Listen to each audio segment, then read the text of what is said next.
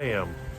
It's Friday the 13th, and I don't have to work today, so that's a good thing. Now, I have a lot of things I need to do. One of them, obviously, is shopping.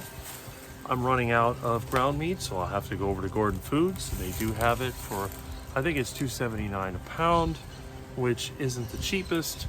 It's like double what I used to pay a couple of years ago, but hey, it's better than $4 a pound or more. Anyway, so as you see, you know what this is, don't you? It's my old truck. And as you know, my old truck, although it does run, it basically runs like crap. It is pretty much unusable. Now, there's a lot of symptoms of the truck. Now, first of all, we're going to check. The fluid is still good in the radiator. The cooling system doesn't leak. The fuel system, well, let's see. There's still fuel in the fuel filter, so that doesn't leak. And everything else has been fixed. I've done alternator, and I rebuilt the air conditioning compressor. This thing used to have extremely cold air conditioning. Everyone used to comment on how good it was. And other than that, you know, it's your typical old 7.3 non-turbo international engine. It is a Ford truck. And again, I've been trying to keep it clean. There is some rust on the truck. I just sort of patched up the rust holes with some urethane. I welded in a patch over here. This is where there was an antenna. I don't think there's any rust under there. No, it's all that roofing paper I put. And I use roofing paper a lot as a rust stopper. See, I put roofing paper over here. This roof is rusted out. The windshield's cracked on my van. And the van needs all kinds of work, as you know. The transmission is functional, but not reliable. I can only drive this thing short distances. I've been spending a lot more time. Well, you know what I've been spending my time is riding these things, which hasn't been ideal, but that's okay. Now, what I want to do, I want to take advantage of this truck, and I'm going to use it as a way of making videos. I want to make a video series on diagnosing this thing and hopefully being able to repair it.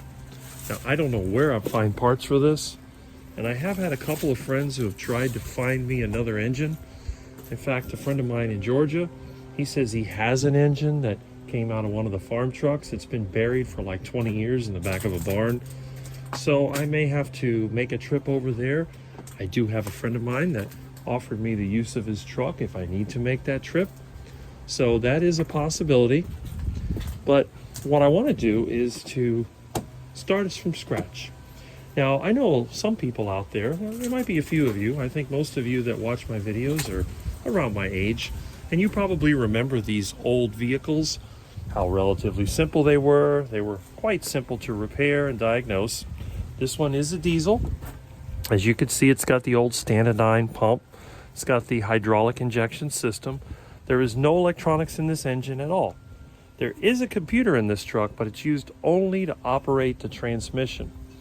Now, one of the sensors that it uses is this manifold air pressure sensor. This one is just basically an barometric pressure sensor, and that would be used when these trucks had the Ford engines, which were typically fuel injected and ran off a computer. But because the computer is transmission only, although it does check for that sensor, it serves pretty much no purpose. The transmission itself, as an E4OD, is self-contained, and although I did make a video on it a long time ago, that video has been lost, where I rebuilt the E4OD. I do have some pictures of when I had it out, but that's about it. So here we have a truck that's basically, it looks like junk. As you can see, it's got a tire that's losing air. In fact, this tire's losing air. The one in the back is losing air because it's delaminated. It's coming apart. I need new tires. See, look at that. It's going flat. I put air in it every few days so the county doesn't send code enforcement out here and try to ticket it. However, it does have a valid tag and insurance. And you can see the interior has got some junk in it. This was my old Globe that I gave to a friend of mine, and it's like the wooden part that goes on the bottom. It came apart. I'd probably throw it away, though I'd hate to throw it out. There's a printer from one of those offices I moved. There's just all kinds of stuff laying around, but that's not too bad. The seat is shot, as you know. It's just broken, and it's got foam stuffed in there so I could sit on it. The thing is pretty bad, but I do have another seat I can rebuild. My dashboard is all cracked.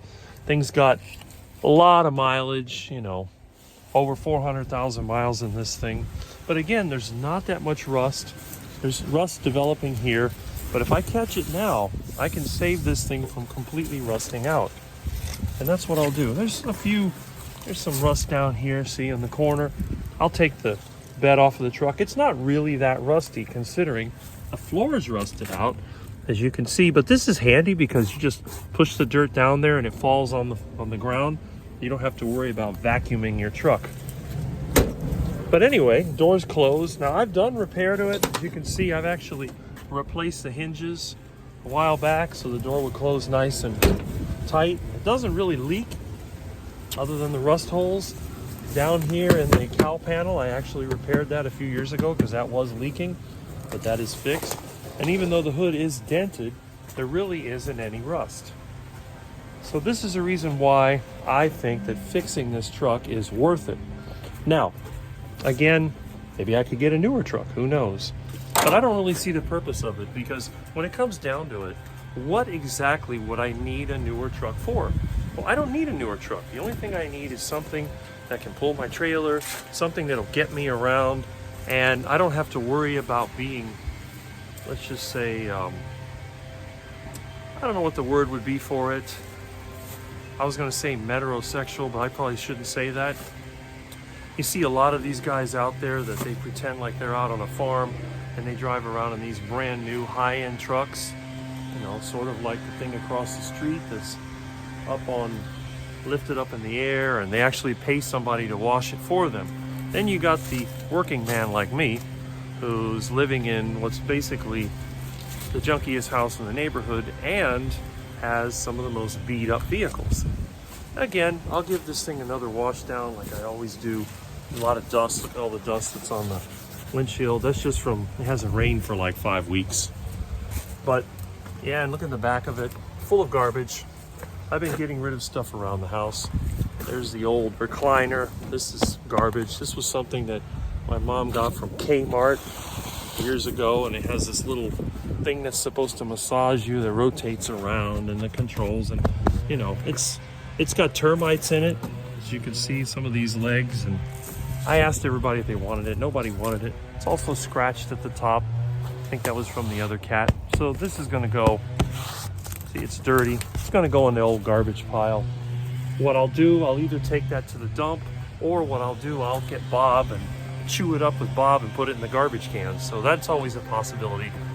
Anyway, so what I want to do, and this is just sort of my idea, is to get this truck over here, and I'm going to do some tests on it. I'm going to do a compression check, and I'll probably do a couple of other base. Let's see what we got here. The other thing I'm dealing with is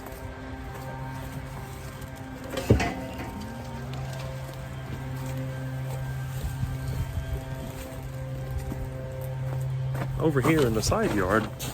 We have a couple of things. Now you probably remember this little guy, little Bob. But underneath this Dutch lap siding and underneath this billboard sign is one of my Chargers. This is the junkiest of the batch. This is the rustiest running 1969 Charger you will ever see in your life. As you can see, it is trashed completely. Look at this thing. Complete disaster. It's just shot. But it's a project car, and at the very least, even if I have to cut it up, it's going to be a good source of parts. I had this car, I picked it up back when I was in college. Actually, I think I picked it up in high school for a parts car because it was rusty, and that was like 1986. And I still have it. And it's sitting here in the side. And by the way, here's another one of my projects. This is another Bobcat. This is one that I got that it had no engine in it. And I forget what I paid for it, whatever the scrap value was. So I kept that. And I have a lot of junk I'm going through. You know, this old motor oil that I use. I've filtering that out because I got a bunch of scrap metal I need to melt. So just wanted to show you a few of the things I'm doing. Now the weather is extremely awesome. It hasn't rained for like 6 weeks and it hasn't been hot. So this is a great time to get stuff done. Over here is one of these washer dryer combos that a friend of mine gave me. I don't know what's wrong with it, but I'm gonna look at it, see if it's fixable. If it is, I'll put this on the market, sell it cheap. If it's not fixable, well, it's going in the scrap bin. I don't know, it seems to be in pretty good shape. It's got a little rust, but flipping old appliances is a good source of income. You know, this thing fixed up could get $300 or $400. So not bad. And it seems to be, I think it's fixable. I don't know, we'll see. Got a mechanical timer. But anyway, that's what I'm dealing with. And again, you may or may not know, even when I'm not working, I'm actually working. That's just the way that I am. So that's my plan. And hopefully everybody's having a great day. And I'll be chatting with you hopefully soon.